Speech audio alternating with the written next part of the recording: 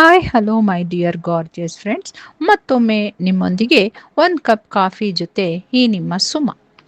ನನ್ನೊಬ್ಬ ಆಪ್ತರು ಕೇಳಿದ್ರು, ಮೇಡಮ್, ಪ್ರೀತಿ ನೈತಿಕತೆಯ ಮೇಲೆ ಈ ದಿನಗಳಲ್ಲಿ ಕಾಣ್ತಿದೆಯಾ ಎಂಬ ಮಾತು.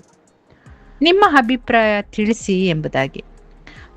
ಪ್ರಸ್ತುತ ಸಮಾಜದಲ್ಲಿ ಕೇಳುತ್ತಿರುವ ನೋಡುತ್ತಿರುವ ವಾಸ್ತವ ವಿಷಯಗಳು ನೈತಿಕತೆಯ ಬಗ್ಗೆ ಯೋಚಿಸುವ ಹಾಗೆ ಆಗಿದೆ ಅನಿಸ್ತು. ಹೌದು ಸ್ನೇಹಿತರೆ ಮತ್ತು ನನ್ನ ಆತ್ಮೀಯ ಮಕ್ಕಳೇ, ಯಾವ ಪ್ರೀತಿಯೂ ಅನೈತಿಕವಲ್ಲ. ಹೆಣ್ಣಿಗೆ ಒಂದು ಬೊಗಸೆ ಪ್ರೇಮವನ್ನ ಪ್ರಾಮಾಣಿಕವಾಗಿ ಕೊಡುವುದನ್ನ ಈ ಜಗತ್ತಿನಲ್ಲಿ ಗಂಡಸು ಅರಿತ ದಿನದಿಂದಲೇ ಅನೈತಿಕತೆ ನಾಶವಾಗಬಲ್ಲದು ಎಂಬುದಾಗಿ ಯಾರೋ ಮಹಾನುಭಾವರು ಬರೆದ ಸಾಲನ್ನ ಇಲ್ಲಿ ಪ್ರಸ್ತುತ ಪಡಿಸುತ್ತಿರುವೆ. ಯಾಕಂದ್ರೆ ಹೆಣ್ಣು ಭಾವಜೀವಿ, ತನ್ನದೇ ಭಾವಲೋಕದ ರಾಣಿ ಆಗಿರ್ತಾಳೆ.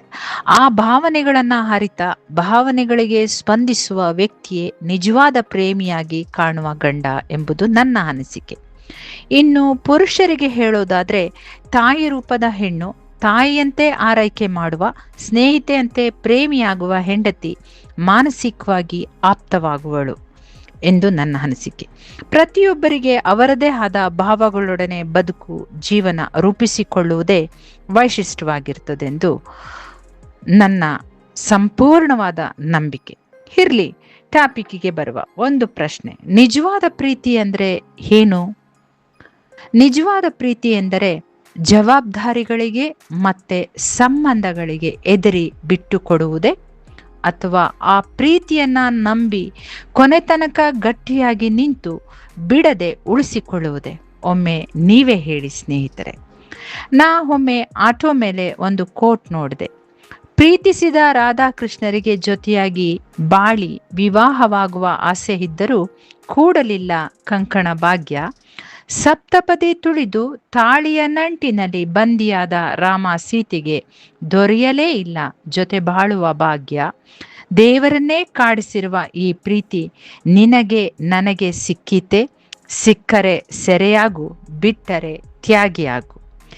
ಹೀಗಿದೆ ನೋಡಿ ಈ ಮಾತು. ಹೌದು, ಪ್ರೋತ್ಸಾಹ ಮತ್ತು ಮೆಚ್ಚುಗೆಯ ಮಾತುಗಳಿಗೆ ಒಬ್ಬ ಸಾಮಾನ್ಯ ವ್ಯಕ್ತಿಯನ್ನ ಅಸಾಮಾನ್ಯ ವ್ಯಕ್ತಿಯನ್ನಾಗಿ ಬೆಳೆಸುವ ತಾಕತ್ತಿದೆ ಈ ಪ್ರೀತಿಗೆ. ಸ್ನೇಹಿತರೆ, ಈ ಮಾತನ್ನ ಪ್ರತಿಯೊಬ್ಬರೂ ನೀವು ಒಪ್ಪಲೇಬೇಕು. ಒಂದು ಹಿಂದಿ ಕೋಟ್ ಹೀಗಿದೆ: ಭಾವನೆಗಳ ಮೇಲೆ ಒಲಿದ ಸಂಬಂಧಗಳು ಅರಿಯಲು ಕಷ್ಟ.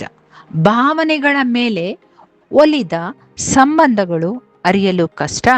ಸ್ವಾರ್ಥದ ಮೇಲೆ ಒಲಿದ ಸಂಬಂಧವನ್ನ ಅಂಟಿಸುವುದು ಬಹು ಕಷ್ಟ ಎಂದು ರಮೇಶ್ ಗುಬ್ಬಿಯವರು ತಮ್ಮ ಒಂದು ಕವಿತೆಯಲ್ಲಿ ಹೀಗೆ ಹೇಳ್ತಾರೆ: ಪ್ರೀತಿ ಎಂದರೆ ಬರಿದಾಗುವ ಮೇಘಧಾರೆಯಲ್ಲ, ಸುರಿದಷ್ಟು ಅಕ್ಷಯವಾಗುವ ಅಮೃತಧಾರೆ ಎಂದು.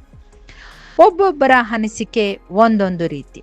ಆದರೆ ನನ್ನ ಒಂದು ಯೋಚನೆಯಲ್ಲಿ, ಹೃದಯವಂತ ಹೆಣ್ಣಿನ ಮನಸ್ಸಲ್ಲಿ ಪ್ರೀತಿ ಹುಟ್ಟಿದರೆ ಅದು ಖಂಡಿತ ಅಗಾಧವಾಗೇ ಇರುತ್ತದೆ.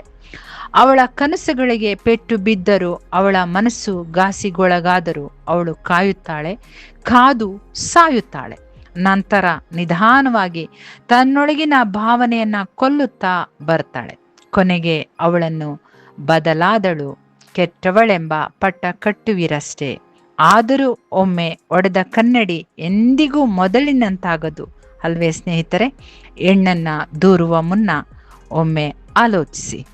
ಯಶೋಧರೆಯನ್ನ ಬಿಟ್ಟು ಸಿದ್ಧಾರ್ಥ ಬುದ್ಧನಾದ, ಜಾನಕಿಯನ್ನ ಬಿಟ್ಟು ರಾಮ ರಘುಕುಲ ತಿಲಕನಾದರೂ ತನ್ನನ್ನೇ ನಂಬಿ ಬಂದ ಪತ್ನಿಯನ್ನ ಒಂಟಿಯಾಗಿರಿಸಿ ಬೇರೇನನ್ನೋ ಸಾಧಿಸಿದ ಹಿರಿಮೆ ಇವರಿಬ್ಬರಲ್ಲಿದ್ದರೂ ಬದುಕನ್ನ ಸಹಜವಾಗಿ ನೋಡುವ ಹೆಣ್ಣಿನ ಕಣ್ಣಿಗೆ ಈ ಇಬ್ಬರು ಏನಾಗಿರಬಹುದು?